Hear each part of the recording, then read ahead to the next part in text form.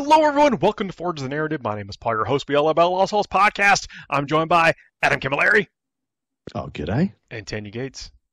Hey, everybody. In last week's episode, we talked about some Astra Militarum, potential builds, things that, thinking about getting on the table. This time, coming, right on the heels of probably when you're hearing this, the Aeldari Codex is out in everybody's hands at the moment. I know I'm anxiously awaiting my faction dice. Nice. Cannot wait to roll them. To go into the vault with all the rest of them. It will be eventual collage that gets entombed with me somewhere. But I want to talk about Aeldari list. So right now there are some things that are people talking about, like in the theater of the mind, like what are going to be the scariest things, and I think it's kind of a toss-up between the Wind Riders, the jet bikes, and of course an extension, the Shining Spears with that, and then the Aspect Host is like right on his tail in the mind of folks out there right now. Yeah, so conceptualizing a lot of these builds is people are looking at the Wind Rider host like it's got the biggest ceiling, like for what it, like damage, dynamics, moving around the board, scoring and stuff like that. But it has a counter assault problem. Like you do have it's only like 1 to 2 units of Shining Spears. Sometimes people go 6-3-3. But that's that can a lot of points. Like 1 unit of Shining Spears. It was so what? 240. Yeah, bring it up. Shining Spears with a full complement of them is how many points? Hang on. 240. Yeah, I wanted to make sure we got the most updated points for those. If you are watching this on just a podcast and you're not watching it live, you will miss out on a lot of my expression via eyebrow movement. You will. And that's your loss, So, there's some things you can't get back in life. One of them is my eyebrows. Yeah. But 240 points for a unit of 6 models. Now, granted, they're very fast moving and they can kind of dictate when they're seen or not. But in this type of army where you're trying to hopefully not trade your pieces away, that's a big chunk of points. And they're an Adeptus Astartes profile. They're toughness 4 with 2 wounds. So the game is very good at negotiating that chassis and that defensive profile. And a lot of people, everyone's got a tool to remove Astartes in their lineups now. And so that can be very much overwhelmed. Now, what people are looking at as a possible next best thing is like, what has Eldar been good at for this edition? MSU value. Just having I have so many units, and each one of them is extremely good value and extremely good at either trading, returning, holding, capturing, removing stuff by combination of death by 1,000 cuts. And the Aspect Host is what people are identifying as like the next best way, the best way to do what Eldar was already doing that was good. I think the Aspect Host will be the one that becomes the best, even if it is not out of the gate the most aggressive one. It'll be the most consistently winning one. Correct. It's that and the War Host. They're indexed, they're upskinned indexed attachment that look like they're the most well-rounded, like the most well fleshed out. They got movement jank, they have damage output in both shooting and ranged, and they have like uninteractable, nonsense abilities, which Eldar's been known for forever. But the Aspect Host is the one I'm most excited about because as far as we can tell, this is the way that people have always wanted to play Eldar, and there are so few times in the life of the game where you just get to play every Aspect Warrior. And gosh diggity down, they're almost all extremely good. It kind of mimics like how I got into Eldar in the first place. Is I started playing Sam Hain, the first dude, like painted my models red, and then I got into Beltane, painting my models with the green and the vines. I remember the red Citadel miniatures book, coloring painting book, the little magazine looking thing, and I remember flicking that open, and I think it was 2nd edition, and Karandras was in there, and I'm like, I don't even know what that is. But it's awesome. Yeah, and just being super, super jazzed. I remember having the old Warwalkers in there as well. And yeah, fantastic. My Warwalkers I use the most are metal Warwalkers. Yeah. The only walkers that are cooler are the first Sentinels they ever did, which essentially is a dude in a deck chair on 2 big legs. 2 legs, it's just a dude in a deck chair. It's so good with a freaking straight off. Yeah, with a freaking gun sticking out of it. It's great. I actually have a soft spot for metal models, and I'm currently painting metal ratlings as well. So people don't write off your metal models. Like, I'll love to see them on the table. So Yeah, If I love you're a the long Eldar time ones. It's so good. Aeldari player, like the scale, the size and of the models are very similar to the new models. And so if you do have a unit you want to expand on, they're going, as long as you paint them in a similar way, they're going to Yeah. look similar. And then you give it a refresh. Like what I'm doing, I'm refreshing all their bases because they're on the 28.5 millimeters Yeah. now, or in some cases 32 or 40 mils. You can, your army's going to look like a brand new army, and you can blend it into what you were using before. So, if you are using the metal models, no reason not to use them, especially in an army like this. They still hold up. Like those sculpts are pretty awesome, even by today's standards. I think for the Eldar and Eldari. Now, of course, the aspect host. We'll talk about what that does in just a second. The detachment rule, but it also gets battle focus. So all the cool things that you do based on the size and point level of the game, you get so many opportunities to do battle focus. So the things like denying Overwatch and that kind of stuff is all still available to the different attachments, which is nice. So Path of the Warrior. Each time an Aspect Warrior or Avatar of Cain unit from your army is selected to shoot or fight, select one of the following abilities for it to gain until the end of the phase. Each time a model in the unit makes an attack roll, reroll a hit roll of 1. So who doesn't like that? Or Correct. Each time a model in this unit makes an attack roll, reroll the wound roll of 1. So you just get to, it's so good. You just get to weigh up what your opponent is and decide if you need to hit him better or wound him better. Yeah. And it's, fantastic. I mean, and this is like on an option by option basis. Each time these two categories is selected to shoot or fight, pick one of these things. So love that. Like, it's not, you're not locked into a specific, let me break down why. You're not locked into a specific type of unit. You really still have the entire codex available to you to play with this detachment if you want, which is pretty cool. Yeah, correct. And it just goes deeper from here. Like you're already operating from a baseline of sick. I've just got a bunch of aspect warriors, and they're all going to do better at the thing that they've chosen to do. Yeah, already specialized in things. Yeah, like fire dragons. You're already rerolling everything against vehicles anyway. But this means that when you're not shooting a vehicle, your fire dragons don't feel as bad. Very, very true. And then here, I kind of feel like the enhancements. So, okay, let me start by this. It's going to be like conceptually, like how am I building my list, or how would one approach this building your list? And I think you've kind of ask yourself, do I avatar or not avatar? I mean, yeah, you got it right. There may be a time where you stop, but surely when you start playing Aspect Host, the avatar is there. I think there is a world where you take him out eventually just to add more value models. Yep. But the avatar is very good, guys. It's the most durable single model in this army and one of the most durable single models in the game. 300 points. And It's we not were that just expensive. talking about, so Yep. I'm going to jump back briefly to the Shining Spears, 260 points, and you were talking about how many units of those do you take, and can you be everywhere to defend the Wind Rider host? I still think you take Shining Spears in this list too, by the way.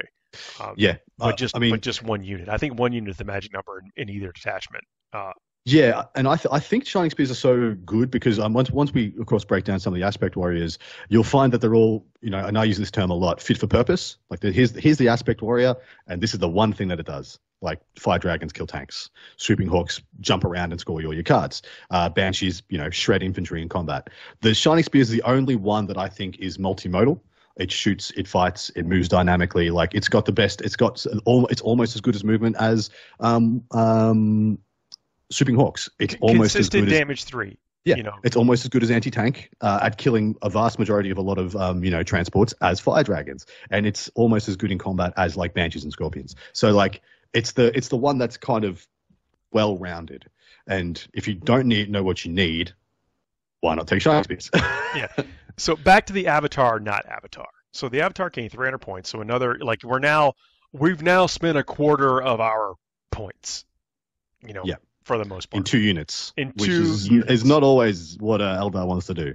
Right. But I still think so far this is like list 1.0 is Avatar, 6 Shining Spears, aspect host, because the avatar moves 10. Yeah. So the avatar has an aura, bloody-handed aura, while friendly Aeldari unit is within 6 inches of this model, add 1 to advance and charge rolls made for that unit. Counts for himself. Yep, and moves 10, so can almost keep up with jetbugs. I see what you're doing. Well, you want to be able to get maximum potential out of these choices you should be taken for the points. Although I don't know that you do place the avatar on the table at the start of the game to throw him out there Correct. in the middle of nowhere. Yeah. I don't know that you're going to be doing that, but I'm saying there are situations where you might want to do that, and the avatar is never out of the game because of that high movement on this large model with a 6-inch aura. So you're essentially it has an overall threat range of 22 inches, but you've got like this special ability that really does benefit the entirety of your army if you sleeve it up this way with a threat range of 16 inches. Yeah, totally agree. Where do you go from there? Any more characters in your army, you reckon? Man, yes. I mean, okay, this is where you get greedy, So. Well, I like Autarchs. I like Autarchs for a variety of different reasons. And the fact that you can kit your Autarch out to be, the good combo piece to go with whichever assorted aspect warrior you choose. Like, you take the fusion gun, go with the fire dragons, etc., etc. But the bigger question is Phoenix Lords. How many is too many? Because as far as I can tell, there's only 2 that I would not want to windmill slam into every possible list. I do like an Autarch with a Reaper launcher or a fusion gun or something. I do. Yeah. I definitely like that. So I'm picking up what you're putting down right there. But I think you can make a strong case for Asherman. Asherman is kind of pole position, goes in every detachment in Aeldari because it's just exceptional at everything. So good. The other one is Jane Zar for me. And mostly the reason I like Jane Zar is not because... So if you were to take Jane Zar and a unit of, say, 5 Banshees and compare that to what you can do in Space Marines, World Eaters, Orcs, stuff like that, she doesn't stand out that much. You look at her and it's just like, okay, this combo is good, but I can probably do something that's almost as good as this for cheaper. The fact is that there's actually not that much counter-assault in Eldar. There's actually not that much that will dig you out if you get overwhelmed by a melee pressure army. And that's why I think Jane Zar is really, really good. Because in this army, you just need something to get respect out of your opponent so that they don't just like, well, if I stand back, I'm going to get out-traded by this, MSU Eldar good value unit army. So I just need to go on the line and straight down the middle of them. And Jane Zar will really stop people from wanting to do that. That's a good point. I also like kind of the beauty of design here is like what Phoenix Lords you take is, I think, needs to be based off of the aspect warriors that you think you're going to need, because there is some synergy of like the aspect warriors have a great ability, the Phoenix Lords have a great ability, but they work better together. This is the best thing in this codex. In a codex that is already exceptional, as a player, as somebody who loves Phoenix Lords and Aspect Warriors, it's never felt better to take the Aspect Warrior and Phoenix Lord combo of each association. So Jane Zar is already, gives the units fights first and auto advance 6. Auto advance 6, yep. And then the Banshees lets you advance and charge. So this is a match made in heaven. And then, of course, you got the Avatar, so you're +1 advance, +1 charge, and you're really, really slingshotting some stuff up there. Avatar's in this list right now, all right? Yeah, it's just in there. But the reason I was asking about Autarchs is because there's some very good enhancements. And naturally, if you're taking the Avatar and Phoenix Lords as your only characters, you're leaving the enhancements on the table. See, that's where I'm of the mind, though, that the coolness of the Phoenix Lords. By the way, I'm not done. I think Lycus is going to be in there in first pass also with only 5 warp spiders. I don't think you need the 10 warp spiders. I think you just need to unlock the ability to threaten those things like you were talking about with Lycus in 5 of the warp spiders. But I think that though the benefits of those outweighs maybe the need to take the enhancements. But what am I missing there? So there's one that you really want to take. And this is pretty much because Malgan Ra is not incredible. So you want to take a Reaper Launcher Autarch with the Mantle of Wisdom to attach to 10 Dark Reapers. Because this gives you... So Mantle of Wisdom reads, Autarch or Autarch Way Leaper model only. While the bearer is leading an Aspect Warriors unit, each time that unit is selected to shoot or fight until the end of the phase, you get both of the associated detachment abilities. So this unit is permanently really wants to hit and wants to wound. Dark Reapers always hit on a 3. That's been their identity forever. They always just hit on 3s, no modifiers, they have no Reaper anything. targeters that ignore all the modifiers of anything, and have done that for 100 years. Correct, and that's what I think is the one I always probably want to take in this one, because it's just such good value. Like, it's an Autarch being attached to a Dark Reaper unit that is bringing essentially an 11th Dark Reaper profile, because you've got the Reaper Launcher, and essentially making sure the unit just hits on 3s, rerolls half its misses, and then wounding with strength 10 and rerolling 1s, which means that they're much more likely to break through the toughness 11 kind of ceiling they have on their stuff, where they're wounding on 5s, well, literally wounding on 5s, re-rolling. And there's a bunch of other ways to enhance those Dark Reapers in the stratagem section. There is an argument for the Shimmerstone as well, which is -1 to wound against ranged attacks. But I'm here to tell you, if you've got 5 toughness 3 aspect warriors, -1 to wound ain't going to save you. So don't worry, don't bother with that one.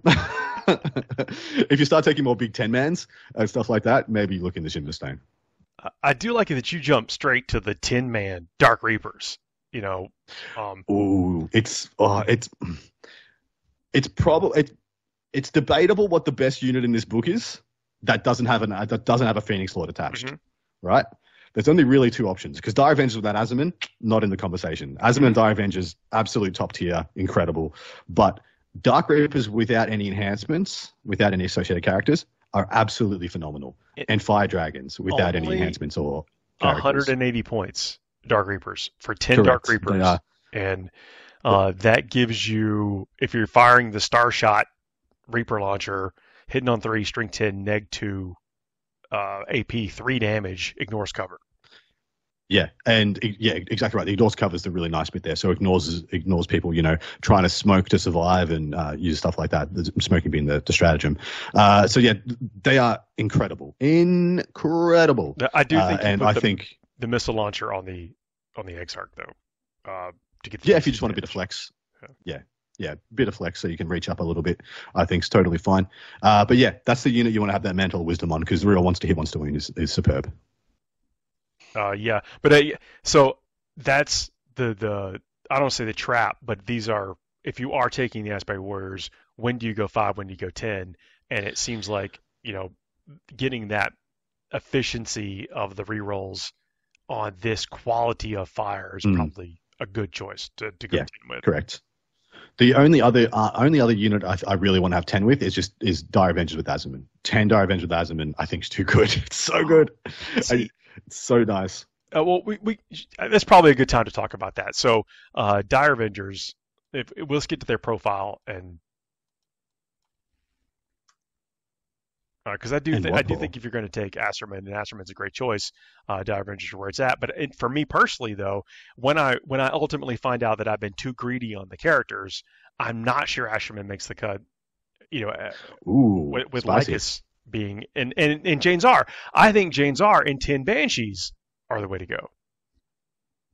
Yeah, so I'm either way on 10 or 5 for Jane Czar, mostly because I look at like how people use Lilith Hesprax in Drakari, and I think Jane Czar's the other side of that coin.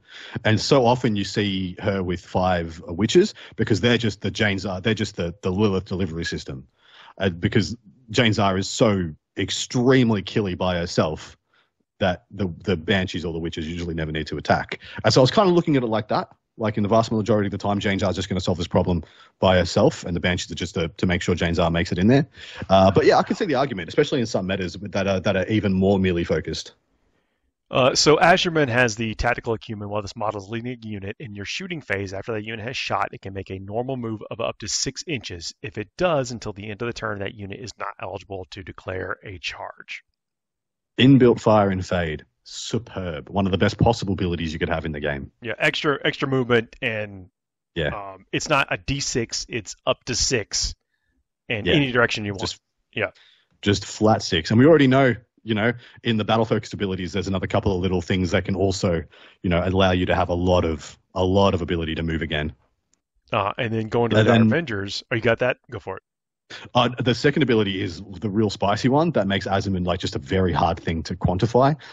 So once per battle, when this model is selected to shoot, it can use its ability. If it does until the end of the phase, its Bloody Twins, which is the shooting attack, has damage characteristic of 3, anti-infantry 3+, and devastating wounds. So 3+ to wound will be flat 2 damage. And you have your 6 shots hitting on 2s, which will be rerolling 1s in aspect host, at strength 5, -1, 2 damage. And of course, in the aspect list, he'll be rerolling 1s.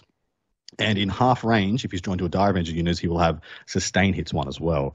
And then, in addition to that, and now we're getting real spicy, of course, we know you have the Aspect Warrior Shrine tokens, meaning you can flip a couple of things to 6s. So Azimuth can walk up, hitting on 2s with 6 shots, rerolling 1s because the Aspect Host, and then automatically have 2 after you've rolled, automatically flip 2 of those to 6s, and then have 8 hits, and then be wounding on 3s into infantry with devastating wounds. So he will literally by himself just like kill a unit of Marine infantry just with dev wounds. And then, or if you want against a vehicle, you can flip 2 of those to 6s and just do 4 mortal wounds to a vehicle. Just do it. That seems pretty good. It seems quite good, doesn't it? for a unit that can do that and then move into cover. Correct. And I guess that's where I was. My thought process as far as like maybe not 10 Dire Avengers, because I see this playing out to where you're mostly getting out there doing a little bit of damage, taking out a small unit and then scooting back onto an objective. And you could do that with 5 or 10. Yeah, that's totally fair. But then you what you mentioned is the Dire Avenger ability. This we're talking about the Phoenix Lord and the unit, the Aspect Warriors combined to make basically like superpower combos, but you got to take the 2 things to do it. The sustain hits 1. Ranged weapons equipped by models in this unit have sustain hits 1 ability while targeting an enemy within half range, and that is the Dire Avenger ability, which Ashman leads. Very powerful. Yeah, really good. Yeah, digging on that. Dire Avengers are 75 points for 5, 150 points for 10. So not bad. And what you would try to find is how much cool Eldar list and rules can I get in for that 2,000 points, and then one of the MOs, like you've hinted at, is that the Eldar want to be taking units away from you, not trading their units. Not trading. And that correct. Is very achievable in this particular like Codex and like kind of the DNA of the army. Jane Czar though is with the Howling Banshees. So Jane Czar, let me get to her real. Well, actually, I'll start with the Howling Banshees. Howling Banshees have the Banshee blades. Anti-infantry 3+, 2 damage. Yep. Strength 4 -2, 2 damage. They've had one of the most significant glow ups from the index to this. They hit on 2s now too as well. So they're just hitting on it with everything because they're going to be hitting on 2s re-rolling 1s if you choose to do so, or wounding infantry on 3s re-rolling 1s if you choose to do so. They are extremely good. A big fan. And of course with Jane Czar, they have fight first, and they just become a very hard thing to handle. Fight first by themselves. Oh, fair enough. So she just has fight first on a data sheet. Jane Czar lets them do the auto 6 advance, so it turns them into a move 14. Yeah, just move 14, declare a charge. Well, so you know what happens if you got the avatar hanging out nearby. You move the avatar up, they move 15, and then charge with a +1. So seems strong. Why don't you want 10 of them?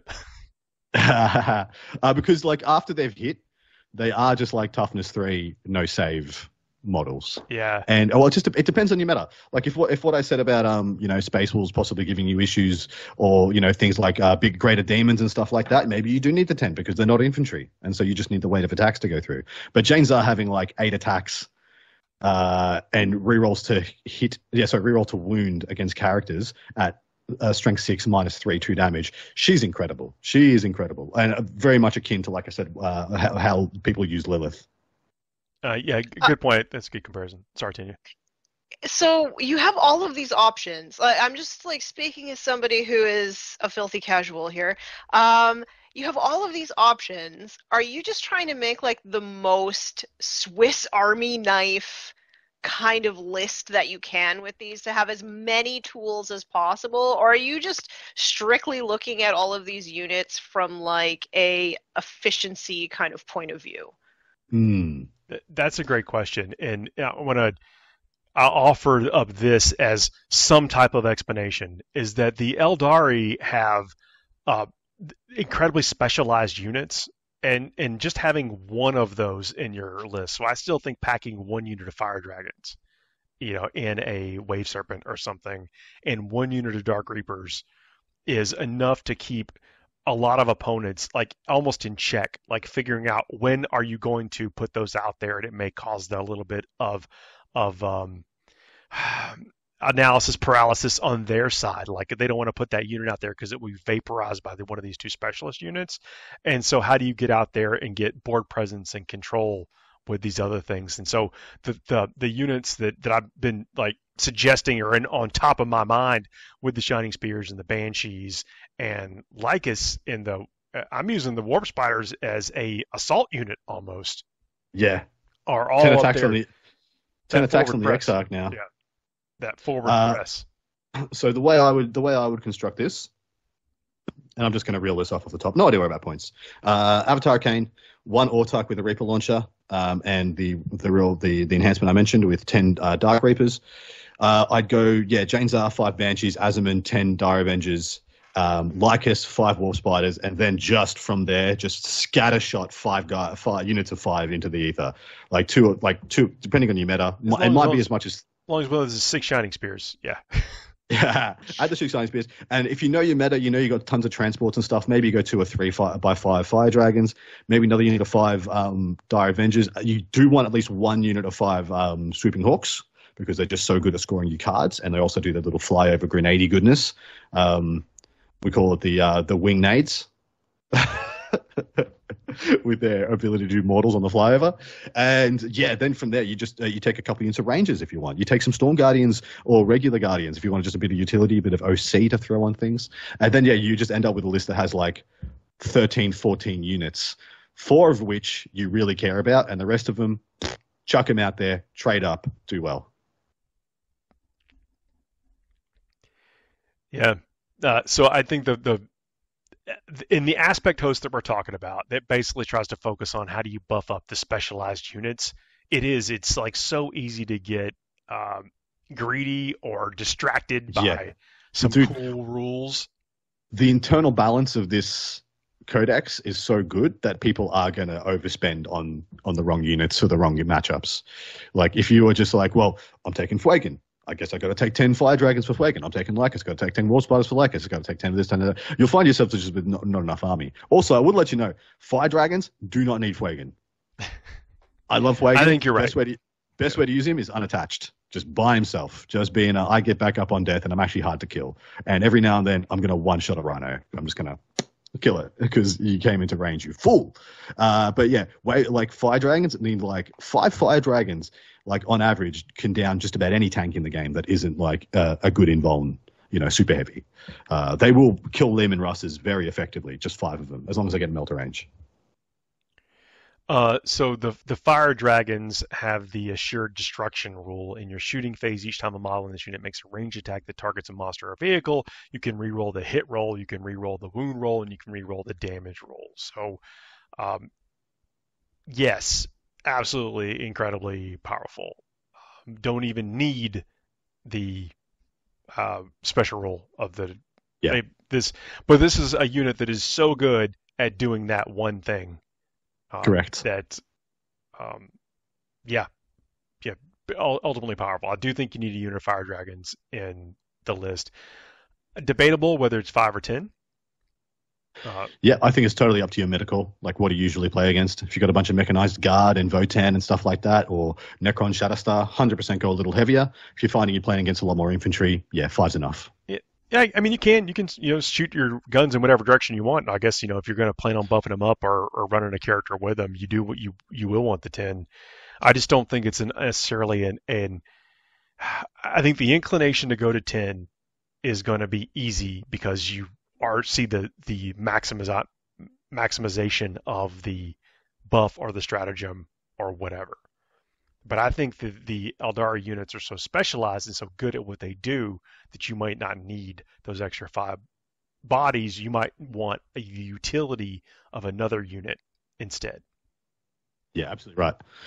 Yeah, because that's going to be like the pitfall, like you said, is spending overspending on those big 10-mans when 5 would have got the job done and allowed you to have more options. Yeah. And I do think, like, I'm going into this list design with 300 points on an avatar and 260 points in 6 shining spears. Yep. So the points are going to get real. And we've already talked about the compelling case of taking 3 other Phoenix Lords. So I'm in greed mode right now also. So I'm trying to Deep almost in. give myself as much advice as anything else out there right now. But I really do think that Lycus is I mean, granted it's a new model and there's some appeal of wanting the new model and getting that on the table. I think there's a lot of utility in that. Plus the warp spiders can deliver some pain. And then Absolutely. Adam, you were talking about the 10 attacks with the power blades. Is like I'm looking at that model. Why? I'm like, I'm scratching my head. Why do the wolf spiders do this now? Like, why are they a melee threat all of a sudden? it's interesting. It really is. I think it's compelling. You could make a case for the the special filament cannon, or the blades or the 10 attacks. Yeah, that's another thing they've done really well in this book is so for so many other editions, especially last not having to pay necessarily points for enhancements and sorry for different Upgrades, yeah. loadouts. There was always just like, oh, that one's the best one. We'll never see a different option. They've done a really good job of giving you actual choices to make, especially on your X-Arcs. Like every X-Arc, you actually have a choice of what weapon you're going to put on it. That is the case. Well, let's take a break. We'll come back. We'll talk a little bit more, round this out, and then we'll talk about some hobby stuff and lore stuff. It's going to be like some vintage FTN. Y'all hang out. We'll be right back after a word from our sponsors. FTN is brought to you by Discount Games Inc. Please visit them at www.discountgamesinc.com. And don't forget to ask Jay about ways to save even more on your hobby projects.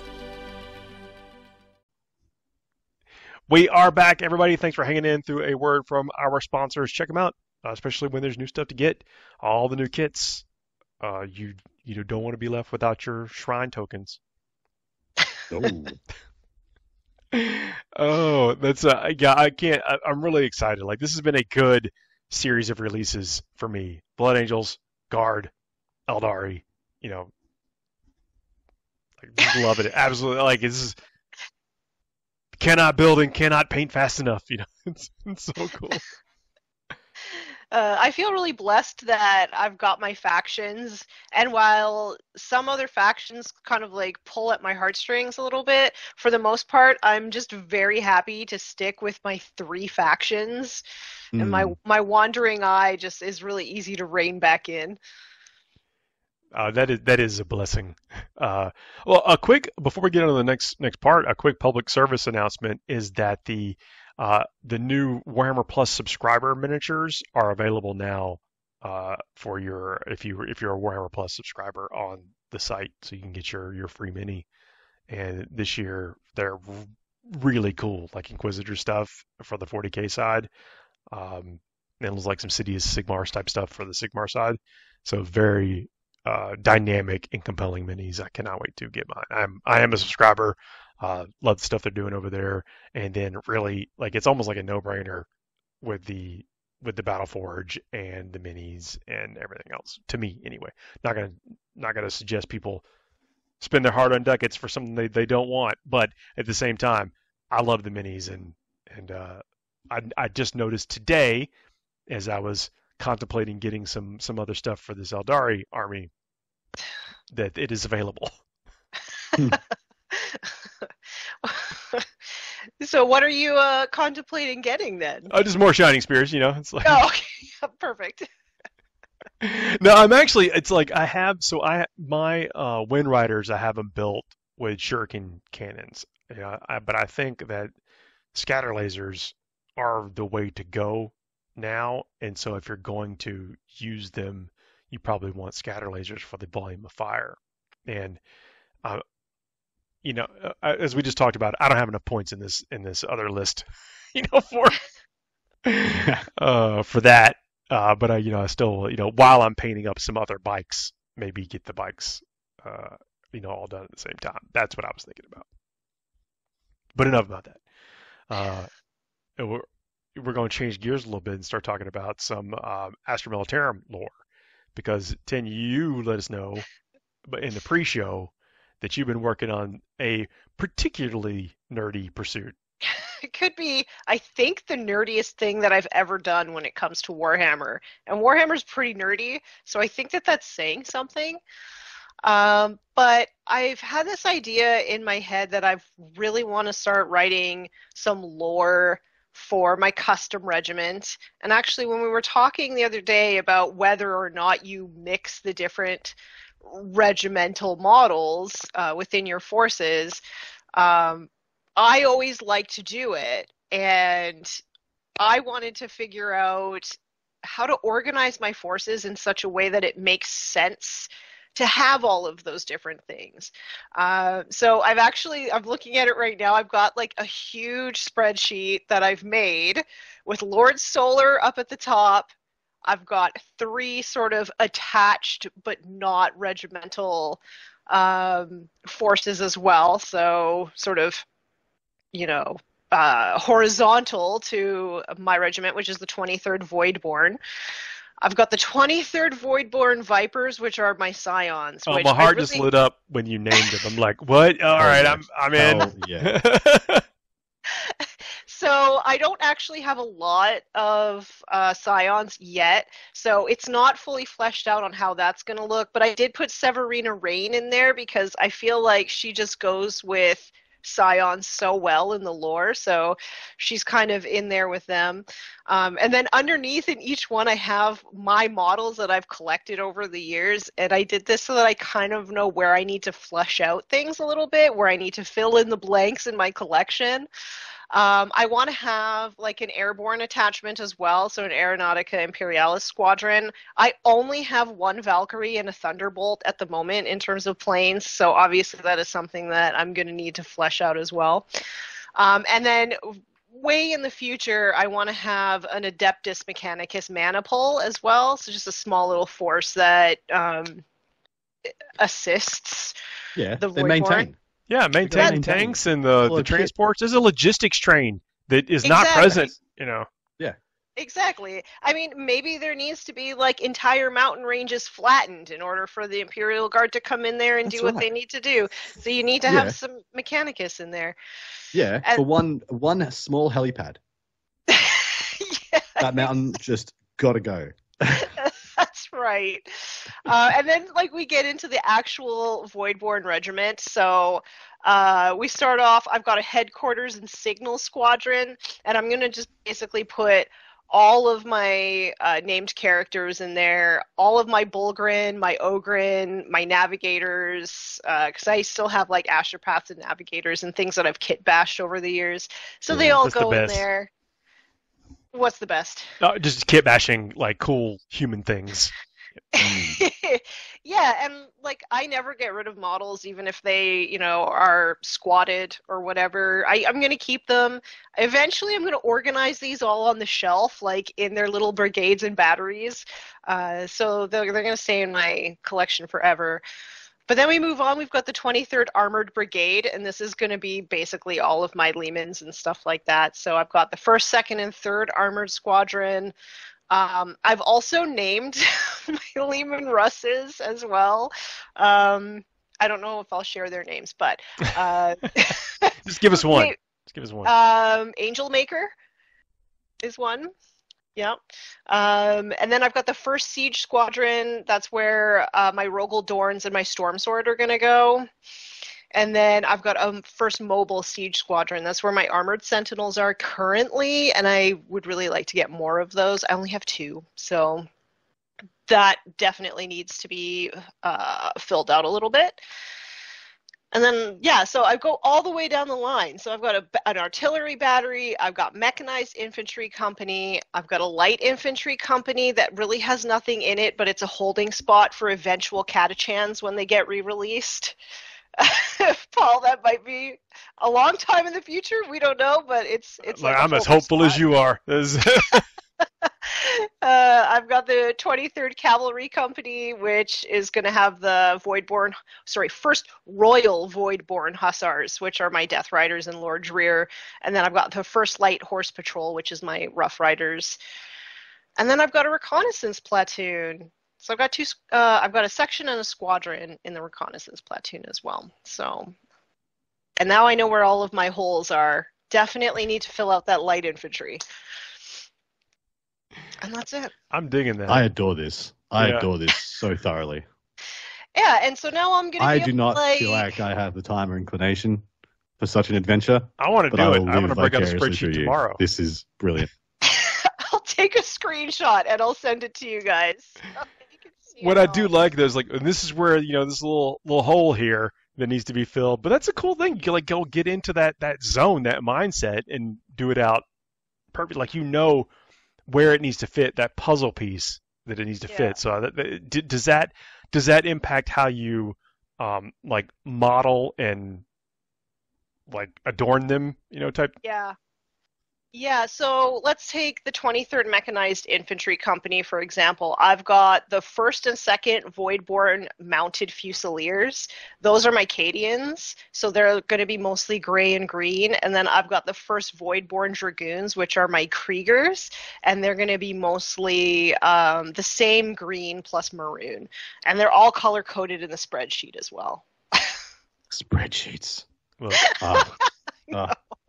this sounds Yes. exquisite, and look, I did, I pressed for a name on the tank. I didn't think it was going to be there, but I didn't think the chances were zero. It was like McLeamy face, but like you came Punishment correct. Punisher. Yeah. Yeah. So like the 1st Armored Squadron, all of the names have Maker in it. So there's Queen Maker, Angel Maker, and Widow Maker. Those are like the 3 Lehmans in there right now. Oh, yeah? Nah, love it. I want to throw up the horns. It's metal. Yeah. It's so metal. Actually, Angel Maker is one of my favorite metal bands. So, Oh, brilliant. yeah. Can you make one like Taco Maker for Paul? Taco Maker? I don't know if that fits the theme. That needs to Burger be in the maker. light infantry. That's soon to be. Yeah. No, it has to be a Trojan support vehicle. It's the food van at the back in the support train. Taco Maker. This is awesome. No, that is like This is I love fantastic. it. Yeah. I feel like I just like, I don't know if you've ever just woken up one day and you're like, I've been thinking about doing this for a really long time. I just absolutely just need to throw it down on paper. But I feel like this gives me the framework now that I can start working on my actual lore. And then do fun little videos about it. That's the That's what it's all actually about. Oh, speaking of fun Sharing little it. videos, Sharing it with people. Yeah. people can see you doing something else cool if you want to let them know what you've been up to.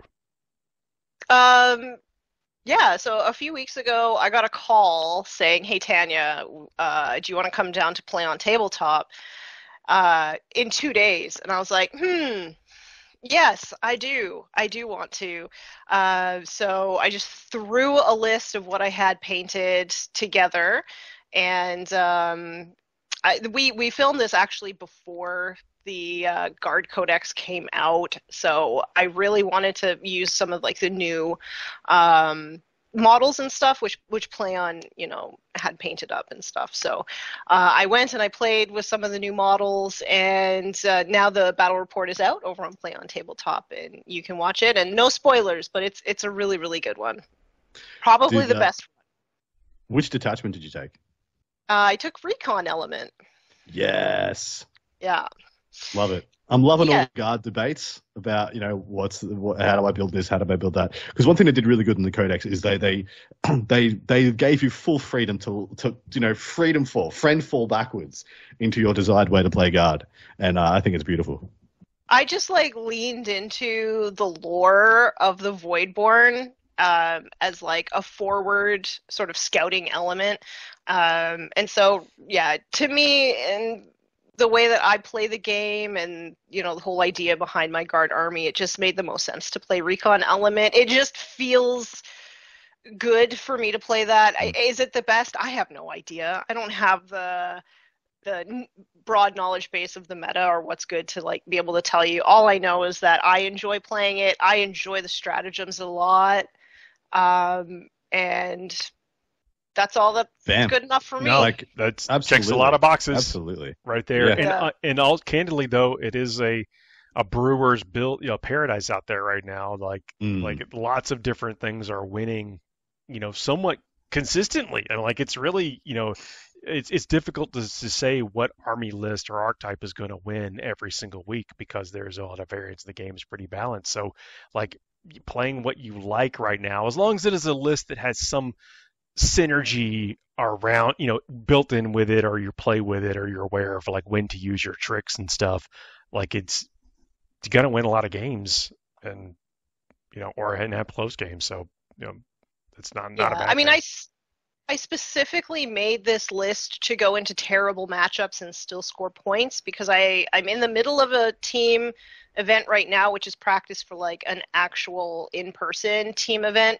And yeah, so far it's doing what it needs to do in that sort of competitive space, as competitive as I am. And yeah, so I'm just just the little sacrificial lamb getting thrown out there. But as long as I can get 5 to 7 points, we're happy. If I can get more than that, we're even happier. So yeah. Nice. Well, look, keep us posted on the regiment building and the world building within your regiment. Please do. And now, look, it's time to kind of bring back a finishing moves segment. We haven't done that in a little while, and this one is going to be about bases. Basically, how do you put, basically no pun intended, but how do you put some of your own spirit into a model as through its base, channeled through its base? Well, so this has all come about because for the first time ever, I'm getting an army commission, which I've never done before. But I wanted to do the bases myself. And this is a Chaos Knights army. And much like my Guard army, my Marines army, I have a Dark Angels, and then I actually have the Trader Dark Angels, which I play in 30k. So I have both sides of that faction. These are the Knights of Orlak in the fluff. Feel free to go look them up. And they're the ones that are most closely aligned and resemble Dark Angels. And so they're also going to have two halves of the faction. They got split down the middle, half joined Luther, half stayed loyal. And so my Chaos Knights are the disloyal ones. And so I wanted to put a bunch of beat up Imperial Knight stuff on the bases and vice versa and have them painted the same scheme, which was hard because, of course, I had the army painted by someone else. But the good news is I'm going to have this stuff so beat up, you're not going to tell it's a slightly different scheme. Get some of the base colors in there, you'd be all right. Yeah. So it's pretty hard for people to say, but that's where we're at so far. So I just I've picked out the components I wanted, mapped out where I want to stick the actual knight because I'm going to have to pin it to the base, of course. And then I decided to scatter shot bits and pieces all over the place. Right now I've got a Dark Angel symbol sticking out of the mud, just sticking up there to associate back to the Dark Angels, but that this is also beat up. And then I've got the front helmet of an Imperial Knight that's been broken open by a tree root growing through it, which I thought was really cool.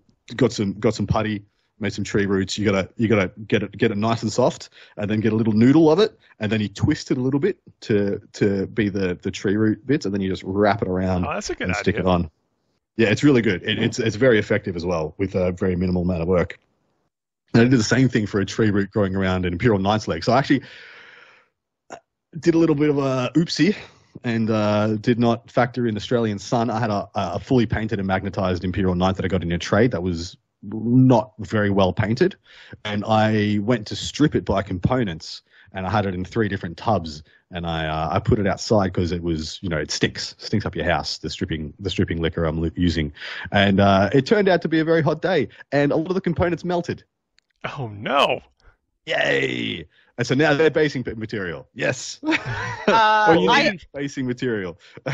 I have a Chimera like that. I left it outside in the hot Canadian sun in the summertime, and now it has this dent in the middle. It looks like it's been stepped on by a knight or something. So Can you send that to me? No. I probably could.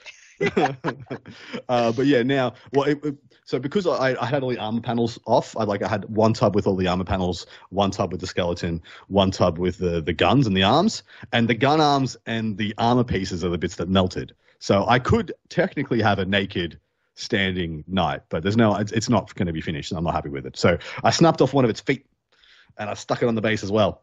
And so now it's got a foot and a helmet and a little extra bit of carapace. And so the plan is from here. So I'm in the painting process now. I've texture painted the base, made a couple of little hills with some extra putty, just so it's a bit uneven. And then I used a Vallejo dark green base, so I just sprayed it with that. And then I dry brushed it with a light brown and a little bit of bone. And then after I finished the painting, on bone is that's a game changer. That's exactly unlocks so much. Match made in heaven.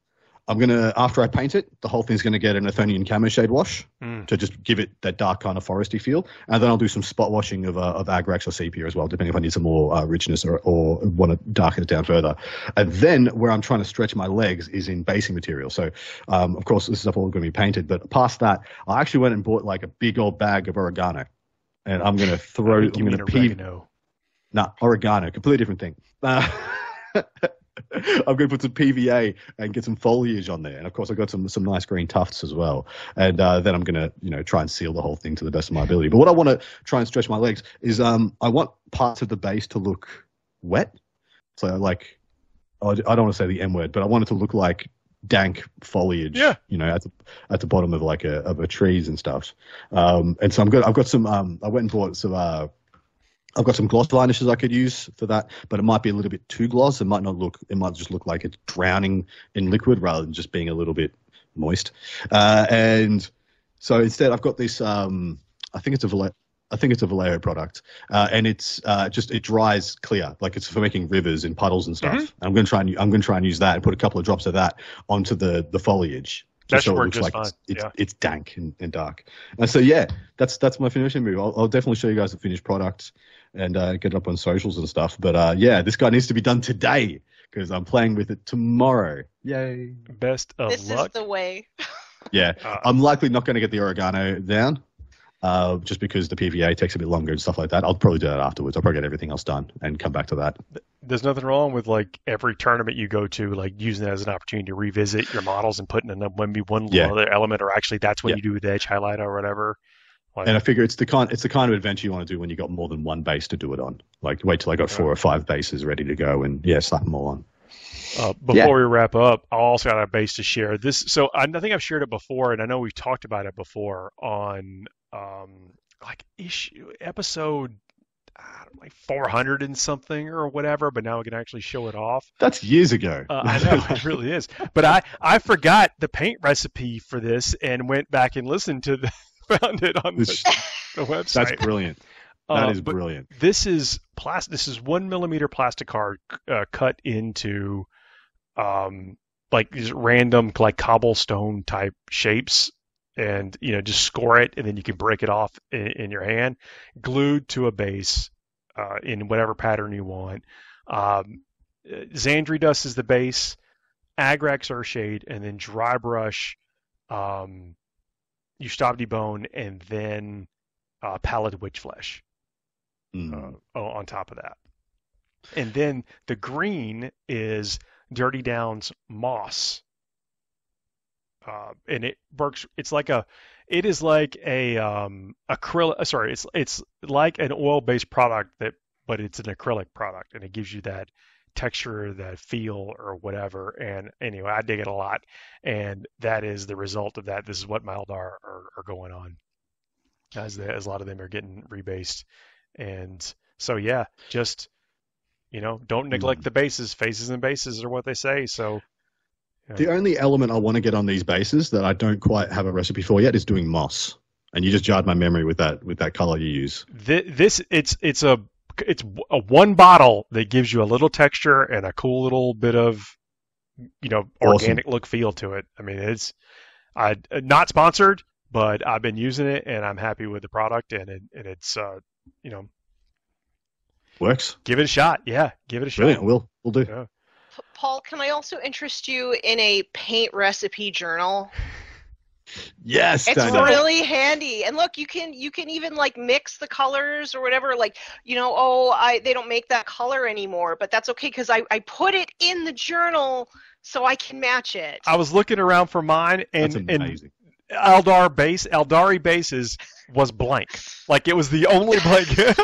like Pass 4 failed you. He failed you, mate. yeah, past me was like, forget it. You're always going to remember this.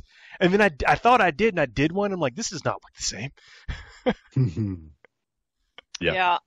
This thing has saved me. As an Yeah. army painter, this thing has saved me so many times. I use the journal. Do send pictures of that army and the bases Will do. that you do. Good luck. And give me some action shots from the event if you're playing tomorrow. And that's our show this week.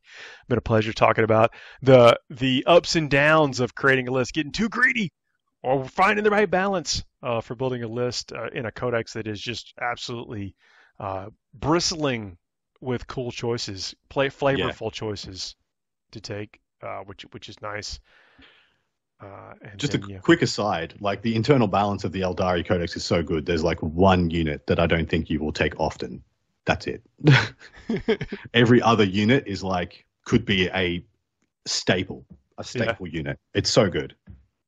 Nice. Well, look, we'll continue to explore these topics. Got more stuff coming next week. Keep your ears peeled. Don't forget to like, share, subscribe. Maybe check us out. Get a t-shirt, anything you want to do. Leave some comments. Really appreciate it. We'll see you all next week, everybody. Boy. Bye, everybody.